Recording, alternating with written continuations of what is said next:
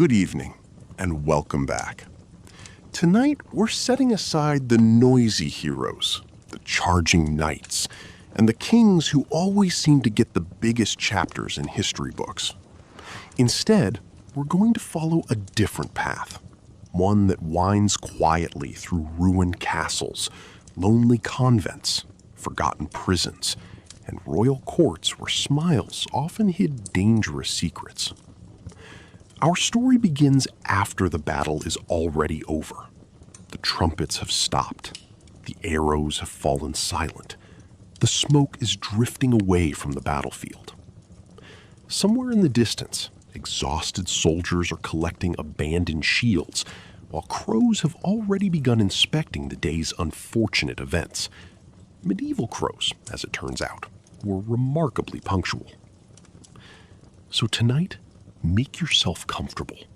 Pull the blanket a little closer if you'd like. Dim the lights. Rest your head against your pillow and let your breathing slow naturally. There is nothing for you to conquer tonight. No castle walls to defend. No royal advisors asking impossible questions before breakfast. Only a quiet journey into one of history's lesser-known stories. Because everyone remembers what happened to defeated kings. Far fewer people ask, what happened to the queens? History often gives us the dramatic moment when a kingdom falls. The king rides into battle, the army loses, the castle surrenders, a new banner is raised above the walls. And then the queen simply disappears from the story. Almost as if she quietly walked off the page. But real life was rarely that simple. For many queens, losing the kingdom wasn't the end of their story. It was only the beginning of a very different life.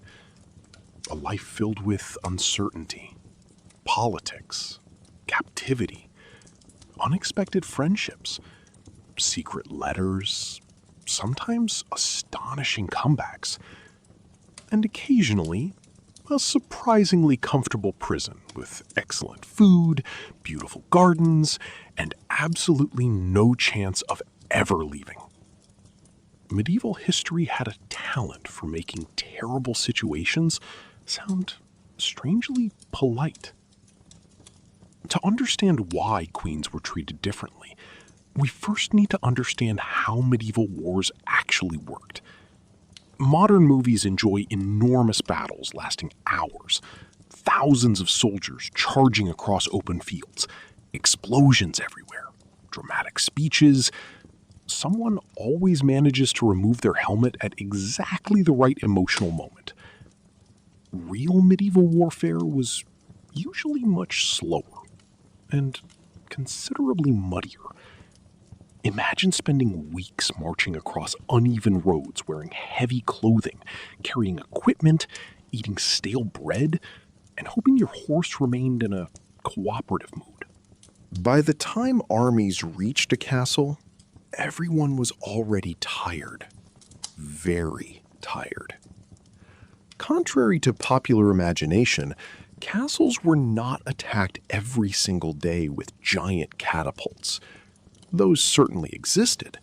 Trebuchets could throw enormous stones, sometimes barrels, occasionally less pleasant objects. But building siege engines took time. Transporting them took even longer. Most commanders preferred something much simpler. Waiting. Waiting, as history repeatedly demonstrates, can be surprisingly effective. An army would surround a castle. Roads were blocked. Supplies stopped arriving. Farmers could no longer bring grain inside the walls. Hunters couldn't leave safely. Soon enough, food became precious. Fresh water became limited. People began counting sacks of flour instead of days. Inside the castle, life changed gradually. Meals became smaller. Fires were used more carefully. Everyone hoped relief armies would arrive before the pantry became embarrassingly empty. Because once people started discussing whether the last chicken should become dinner, things were usually not going well. Now, imagine being the queen inside that castle. Perhaps your husband, the king, is away leading what remains of the army. Perhaps he's already been defeated. Perhaps nobody knows where he is. Messengers arrive carrying conflicting reports. One says victory, another says disaster. A third insists everything is fine. The fourth messenger quietly asks whether there's anywhere to hide. Nobody knows what tomorrow will bring. Yet the queen cannot panic. She must remain calm. Servants watch her every movement. Nobles study every expression on her face. If she appears frightened, everyone else becomes frightened. If she remains composed, hope survives just a little longer. In many ways, a queen became the emotional anchor of the castle, even when she herself had every reason to be afraid. Eventually, many castles surrendered, not because the walls collapsed, but because hunger proved stronger than stone. When negotiations began, the queen often became one of the most valuable people inside the fortress. Not because she commanded soldiers, because she represented legitimacy. She carried royal blood. She was connected to powerful families across Europe. She might be the mother of future kings. She might be the daughter of another ruler. She might even be related to the enemy commander. Medieval family trees are wonderfully confusing. If you look closely enough, nearly everyone seems to be someone's cousin, usually several times over. Politics and genealogy were practically the same hobby. Capturing a queen therefore meant capturing influence. And influence was often worth more than treasure. Gold could be spent. Royal blood could shape history for generations. This is one reason defeated queens were rarely executed immediately. Keeping them alive created opportunities. A queen could be exchanged for prisoners. She could become part of a peace treaty. She could help negotiate the end of a war. She could influence distant relatives to stop fighting. In other words, she remained politically useful. Medieval rulers appreciated useful people, even if they happened to be prisoners. Of course, keeping someone alive didn't necessarily mean giving them freedom. Far from it. Many queens entered a strange new existence. Officially, they were honored guests. Unofficially, they were prisoners. Imagine living in a beautiful stone castle. Your bedroom is warm. Meals arrive regularly. You have servants. You attend chapel each morning. You walk through enclosed gardens filled with herbs and flowers. The birds sing. The fountains sparkle. Everything feels peaceful. Except one small detail. The gates never open for you. Guards accompany every walk. Every visitor is approved beforehand. Every letter is inspected. You cannot decide where you go, or when, or whether you'll ever see your homeland again. It is a comfortable prison, which is still a prison. Some queens spent years adapting to this new life. Their days settled into quiet routines, morning prayers, breakfast, reading religious manuscripts, embroidery, conversations with ladies in waiting, an afternoon walk, more embroidery. It is astonishing how often embroidery appears in medieval history. When historians aren't writing about battles, someone is sewing. Royal women embroidered, noble women embroidered, even prisoners embroidered. Needles may not look particularly dangerous, yet they quietly stitched their way through centuries of history. Despite the calm routine, uncertainty never disappeared. Would the queen be released? Would her children survive? Would another kingdom remember her? Would anyone come? Sometimes the answer arrived quickly. Sometimes it took decades. Some queens never returned home. Instead, they slowly built entirely new lives in foreign lands. Imagine hearing unfamiliar church bells every morning, learning a different language, eating different food, watching seasons pass from windows that never quite felt like your own. Home becoming a memory instead of a place. History rarely records how lonely that must have felt. It records treaties, successions, battles. But loneliness rarely appears in official documents, even though it probably shaped countless lives. Perhaps the most remarkable thing about these defeated queens Was their patience. Many understood that power did not always come from armies. Sometimes it came from simply surviving. Kings died in battle. Princes disappeared. Generals changed sides. But a living queen remained a symbol. As long as she lived, hope lived alongside her. One surviving child, one unexpected alliance, one carefully arranged marriage. Sometimes that was enough to change history completely. The game was not always over when the battlefield fell silent. Sometimes the real game had only just begun.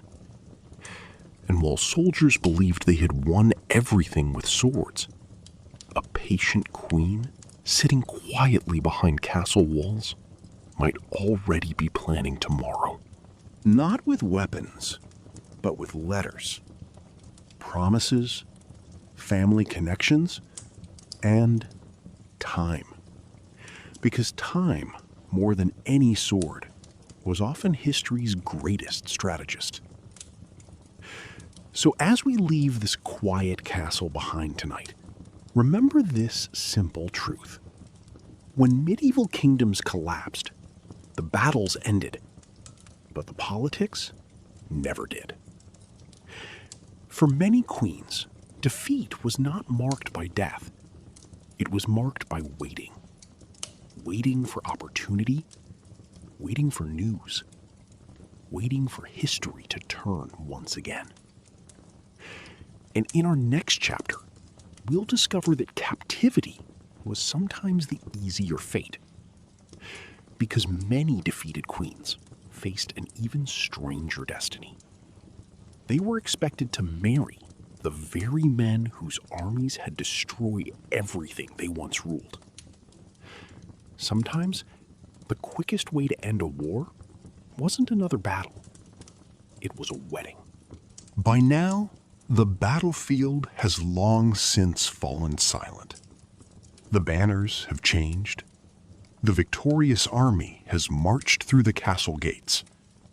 The defeated kingdom exists only in memories, old maps, and perhaps a few stubborn villagers who still insist that things were much better before the invasion.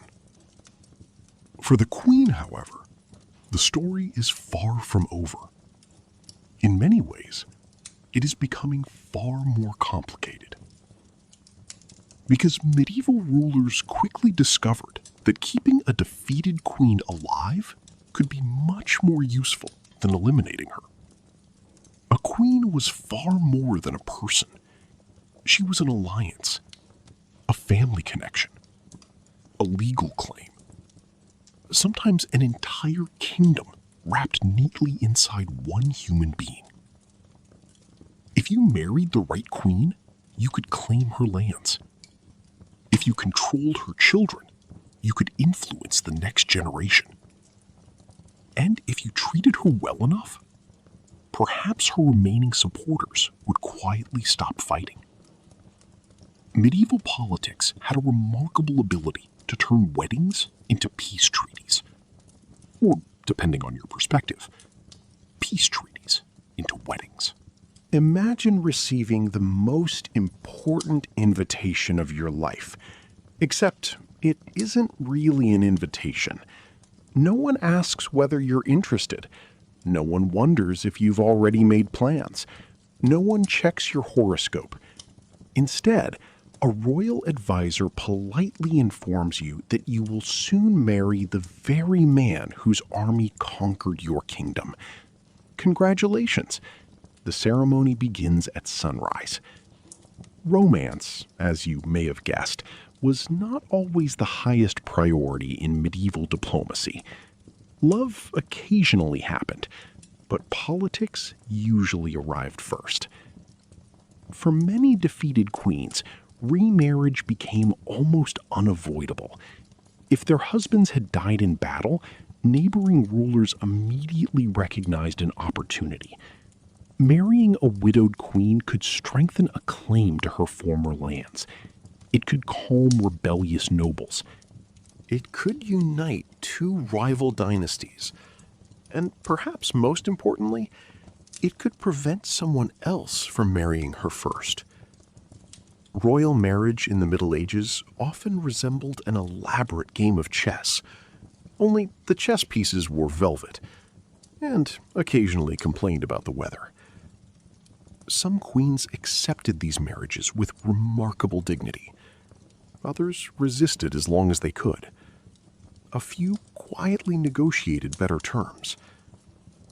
History often portrays medieval queens as passive figures, simply obeying the wishes of powerful men. The reality was considerably more complicated. Many royal women became skilled negotiators. They understood family politics. They knew which nobles could be trusted. They recognized when patience was more powerful than anger. Sometimes agreeing to a marriage allowed them to protect their children. Sometimes it prevented another war. Sometimes it was simply the least terrible option available. History does not always offer good choices, only different kinds of difficult ones. Not every queen was considered suitable for remarriage. Some were simply too politically dangerous. Their very existence inspired loyalty among former subjects. Supporters might attempt rescues. Foreign rulers could use them as symbols of resistance. The safest solution, many victorious kings decided, was confinement. Not harsh imprisonment, at least not by medieval standards. Instead, queens were often placed under what officials like to call honorable custody. It sounds wonderfully respectful, almost comforting, until you realize it meant spending years inside a castle you could never leave. Life under house arrest settled into a slow, repetitive rhythm. The queen might wake before sunrise, attend morning prayers, share breakfast with a small household that had also become permanent residents of the castle, read religious texts, write carefully worded letters, walk through enclosed gardens beneath the watchful eyes of guards who had become familiar faces over the years. Some guards even developed genuine respect for the women they watched. After all, spending 10 years guarding the same person naturally led to conversation. Awkward conversation, perhaps, but conversation nonetheless. One can only discuss the weather for so many winters before moving on to philosophy. Letters became a queen's greatest weapon. Not swords, not armies. Ink. A single letter could request help from a brother ruling another kingdom. Another might arrange a marriage for a daughter. Another might persuade a noble family to remain loyal. Every message traveled slowly across muddy roads, carried by exhausted messengers. Weeks might pass before a reply returned. Patience was not simply a virtue, it was a necessity. Today, we become impatient when an email takes more than a few minutes. A medieval queen sometimes waited months to learn whether an important message had safely crossed a mountain range. History moved at the speed of horses. Eventually, some queens faced an entirely different future. Rather than remaining prisoners forever, they entered convents. To modern ears, this may sound like a punishment. Sometimes it certainly was, but not always. A convent could provide safety, Food, education, privacy, and perhaps most importantly, distance from the dangerous world of royal politics.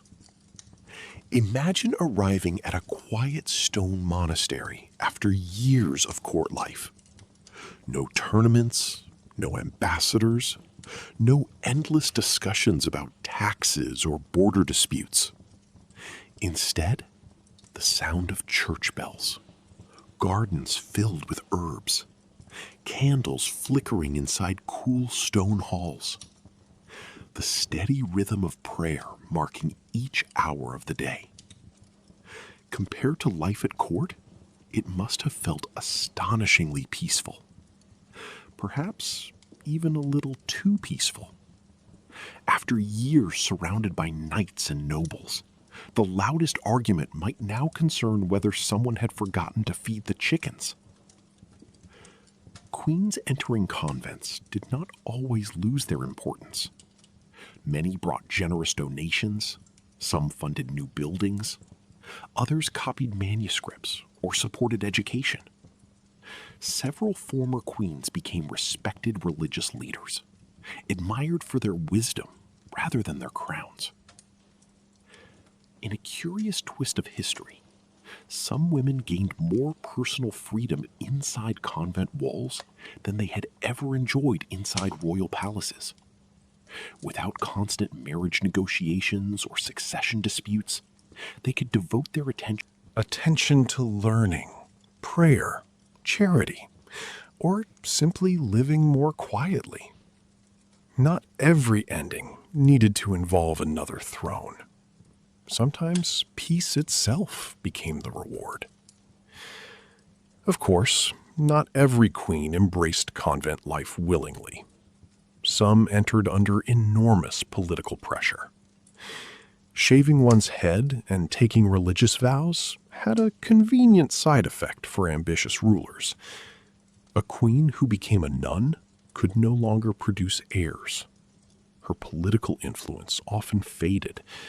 Claims to the throne became weaker. Potential rebellions lost an important symbol. From the perspective of medieval kings, it was a surprisingly effective solution, far less dramatic than execution, and considerably less likely to anger neighboring kingdoms. Still, human nature has always been wonderfully unpredictable. Not every queen quietly accepted her fate. Some secretly maintained correspondence with loyal supporters. Others continued advising family members from behind convent walls.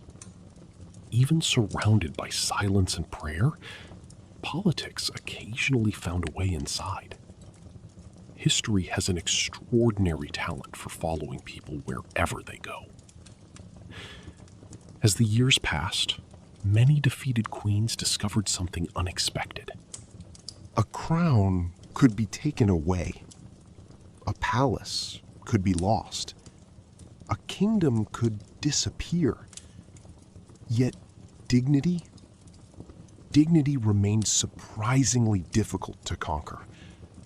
Whether living inside a guarded castle or walking through the peaceful gardens of a convent, many former queens adapted with remarkable resilience. They had survived war, loss, exile, captivity. They learned to build new lives from circumstances they never would have chosen. Perhaps that quiet endurance is the most impressive victory of all. Not every triumph is won on a battlefield. Some are won through patience, through grace, through simply refusing to let misfortune define an entire life. And although many of these women never reclaimed their thrones, history remembered them for something equally remarkable. They endured. But our journey is not quite finished, because a handful of defeated queens refused to remain forgotten forever. Some escaped captivity. Some returned from exile.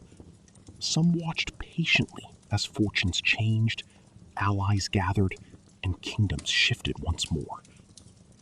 Against extraordinary odds, a few remarkable women found their way back toward power. And that is exactly where our story will continue in the final chapter. Our journey tonight has taken us through battlefields after the fighting had ended, through castles where queens lived as honored prisoners, and through quiet convents where former rulers exchanged golden crowns for simple linen veils. By now, you may have noticed something rather surprising. History rarely gave defeated queens easy lives, but it also rarely gave them ordinary ones. Because for a small number of remarkable women, defeat was not the final chapter. Instead, it became an unexpected pause before history quietly called them back. Imagine standing on the deck of a small wooden ship. The shoreline of your homeland grows smaller with every passing hour.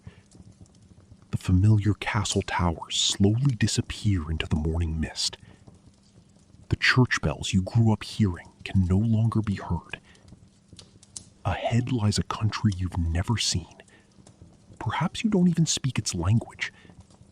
Perhaps the people there know you only as the defeated queen. This was exile. Unlike imprisonment, exile came with movement. You could travel. You could breathe fresh air without castle walls surrounding you. But every sunrise reminded you that home was somewhere else.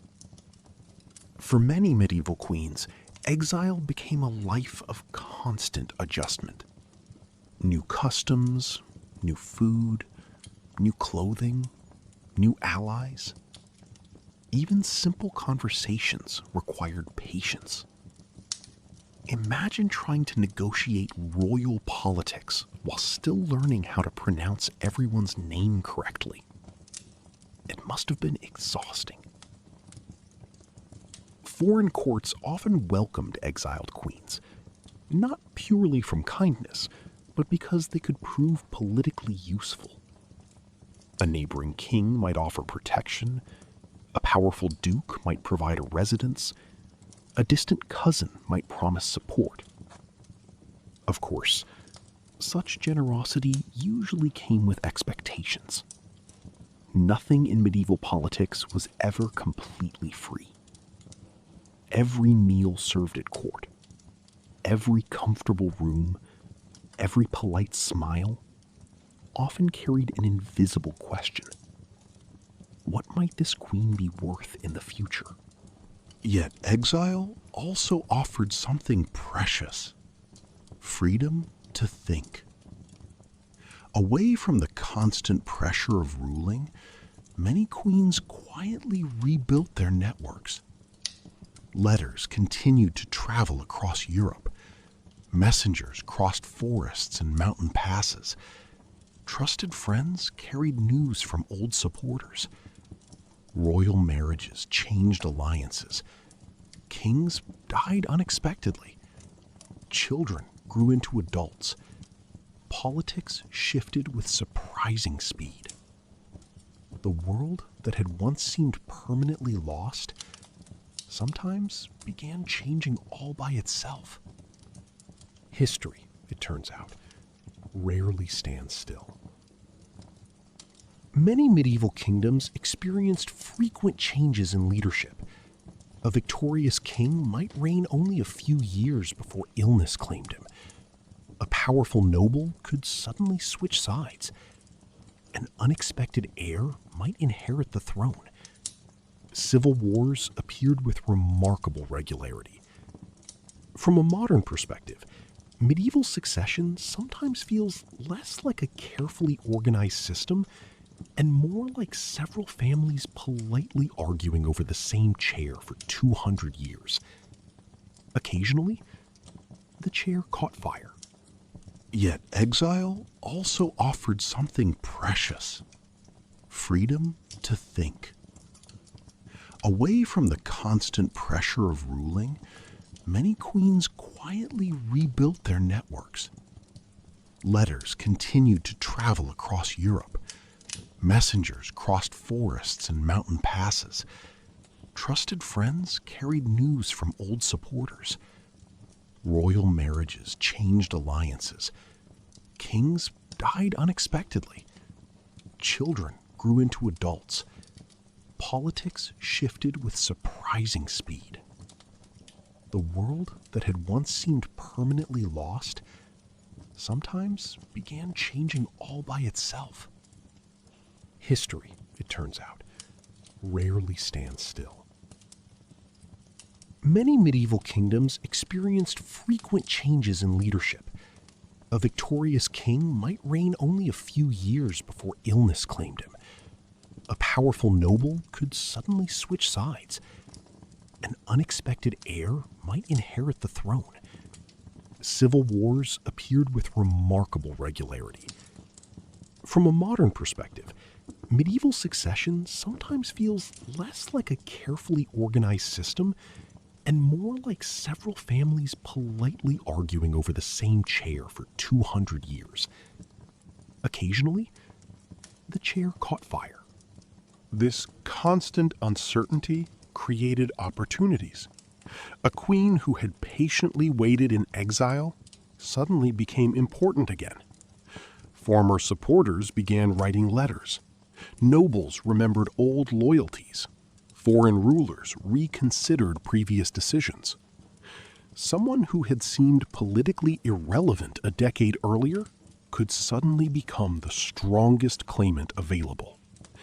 Patience, once again, proved surprisingly powerful.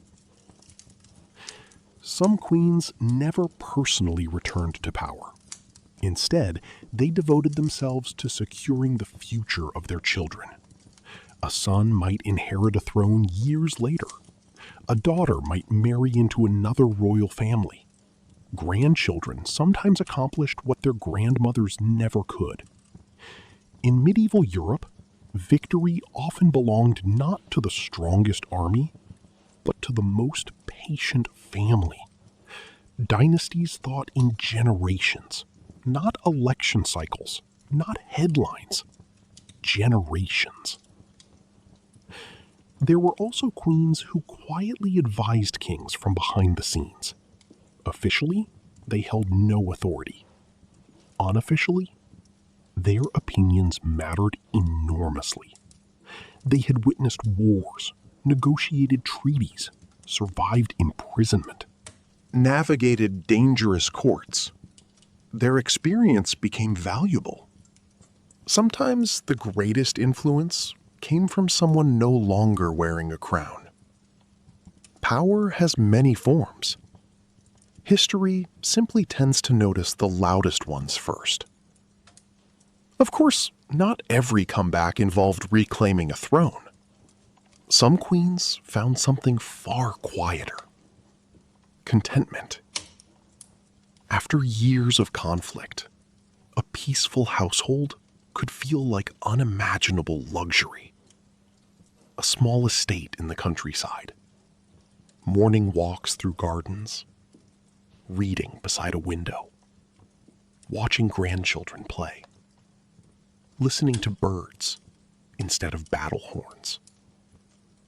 For people who had spent decades surrounded by uncertainty, ordinary life became extraordinary. Perhaps the happiest ending was not ruling again.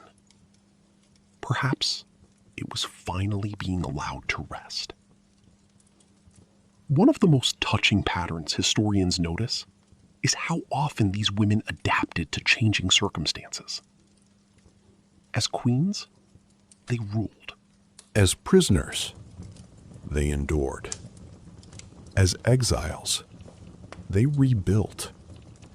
As mothers, they planned for future generations. As elderly women, many became respected advisors whose wisdom carried greater weight than any jeweled crown ever had. Their identities changed, but their resilience remained. There is a quiet lesson hidden inside these forgotten stories.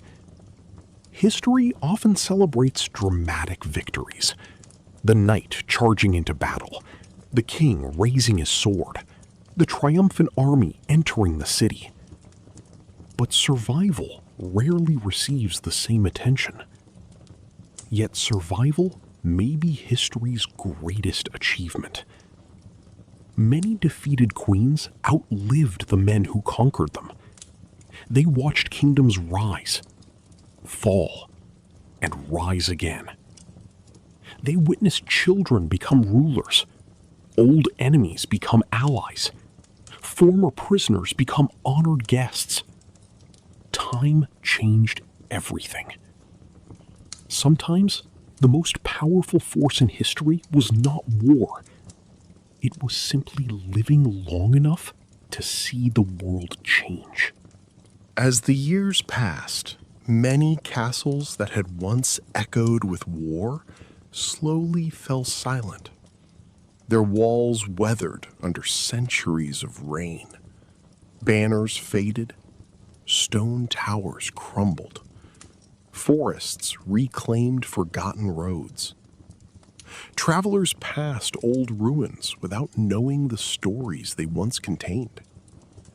Somewhere beneath those broken walls, a queen may once have waited patiently beside a narrow window, watching the seasons change, wondering whether anyone still remembered her.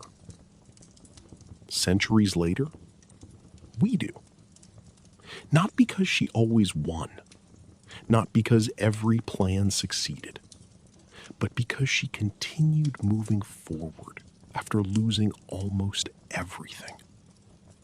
That quiet determination deserves its own place in history. And perhaps that's the most comforting thought to end our journey tonight. The crown was never the whole story. Kingdoms disappeared, borders shifted, royal families came and went. But courage, patience, and hope, those survived far longer than any castle. So as you settle a little deeper into your pillow, imagine the great stone fortresses of medieval Europe growing quiet beneath the evening sky. The torches have burned low. The guards have finished their rounds. The chapel bells ring softly in the distance. A gentle wind moves through empty courtyards where armies once gathered. The battles are over now. The politics have finally faded into history. The queens who once worried about kingdoms have become part of timeless stories carried gently across the centuries to us tonight. Thank you for joining me on this peaceful journey through one of history's quieter chapters. Sleep well. And perhaps tomorrow night, we'll wander into another forgotten corner of the past. where ordinary lives often turned out to be far more extraordinary than legends ever imagined. Good night.